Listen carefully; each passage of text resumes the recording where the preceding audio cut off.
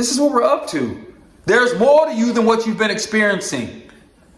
When are you going to allow it to show up? Or are you just going to die, leave your dreams in a cemetery? Or is your life going to be based upon how much money you make? Is that really, that's the best part of your existence? The amount of money you make? Oh, don't be so shallow. Don't be so shallow. Come on. Really? That's it. The best of you is that. A man-made article. Yeah, I thought so. I believe you're made for more than that. I've been talking about lessons from the 50.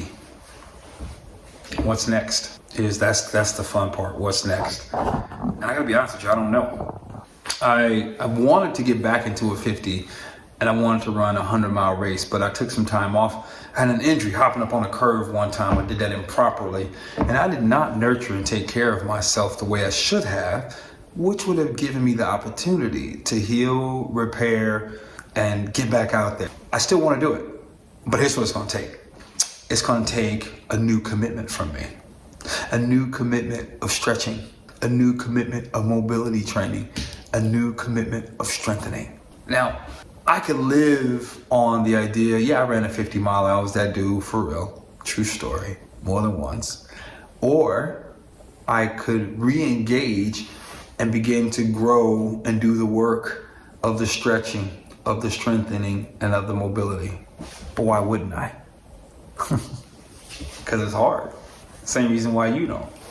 But this is the perfect opportunity where my body gets to show up for me all over again. It has the opportunity to help me rediscover what's possible for me. And in this crazy process, I get to learn some new things, some new aptitudes, some new heights that I hadn't previously considered, because I'll be going through a process of something I've already done, but in a completely different route. It has brand new twists, brand new turns. So now I'm older now. You know what's there? Oh my God, it's gonna be work. It's gonna mean time. It might take a year before I can really put the miles in, because I gotta get the mobility. The good news is I have someone I follow, David Goggins. David Goggins, at the time I was running my marathons, he was out there beasting ultra marathons. And when I discovered him, he became like a total inspiration to me. And in life, sometimes when you're walking through a journey or walking on a journey, I'm always teaching look in, but there are times to look out to get inspiration, not commitment, inspiration. You might find some guidance, but inspiration to help fuel you on your journey. And that's what Goggins was for me. If you know anything about Goggins, he will cuss you the F out right here in this video. And I would like to do that too, but I know y'all can't handle it, so I try not to do that too often. Anyway, long story short, Goggins went through a series of injuries, and one where he had ran so hard, so long, in an inappropriate physical manner. He didn't take care of himself very well because he didn't know much at that time. He had a big knot in the back of his head. And the doctors told him he's going to have to stop running. He's going to have to give it up, period. And he had to stop running in order to keep his life. Now, I don't know if it was going to turn into an aneurysm or what, but all of us know if you have a big old knot in the back of your head from running, you're going to probably put the running shoes away and go, hey, those people were trying to tell me running's not good for you. You see, Goggins not wired like that though. And you shouldn't be either when it comes to your life. You shouldn't be wired in such a way where if the doctor said, so therefore. Do you know how many people die because the doctor said? Do you know how many people die because somebody said? Do you know how many people die because they refuse to say about their own life? See, Goggins is not one of those dudes. Not at all. He's like, F that. Oh, I will run again. And here's what this crazy dude did. Every day while in recovery, he would wake up extra early and he would stretch. Now, not 15 minutes. How many do you think? No, not 35, 40 minutes. Not even an hour.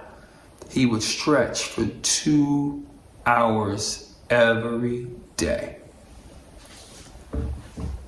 don't even read 2 hours every day, okay?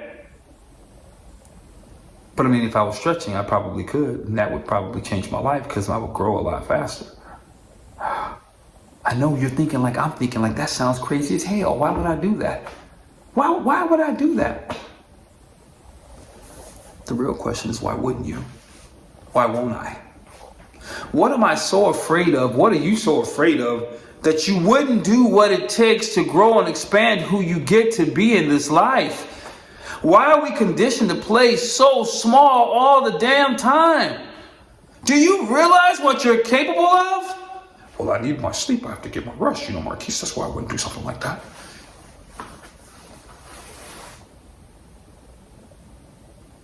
Enough excuses. This includes me.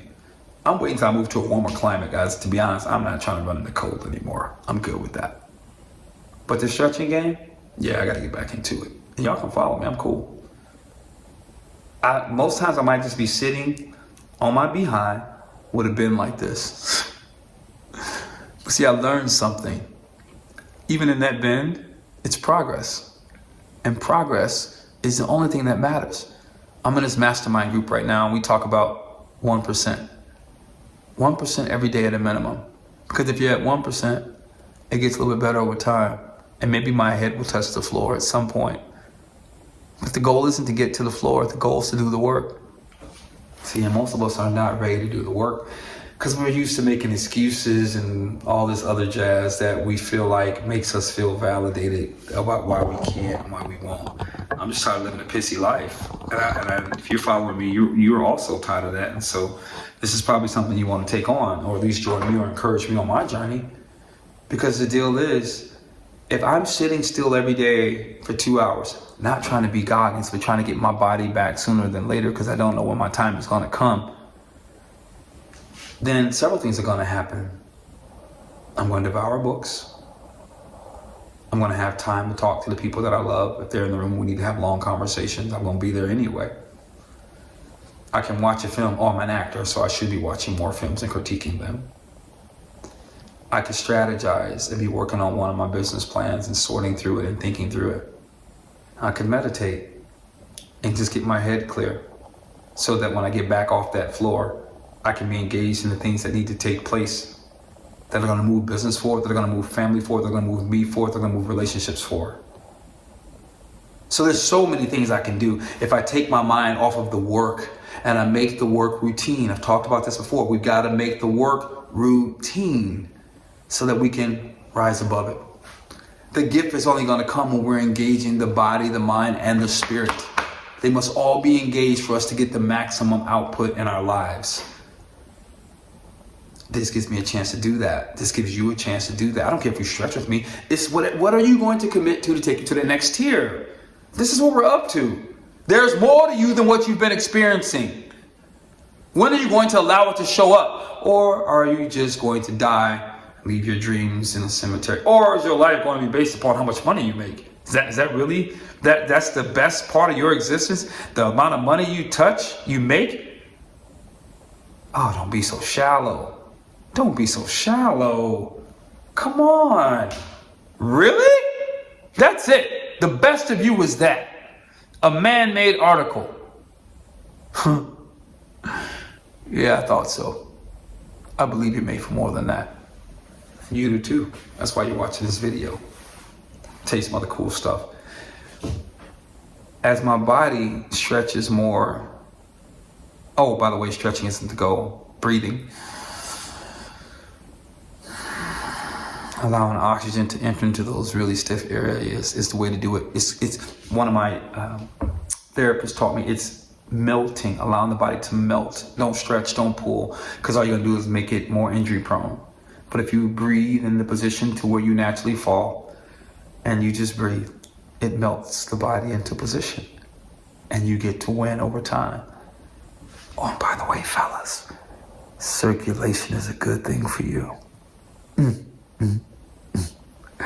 Listen, if you want to learn about this kind of stuff, join the free VIP group where we take it deeper. The link's below. In the meantime, comment. Let's exchange thoughts and ideas. Like and share this with people you love. Peace.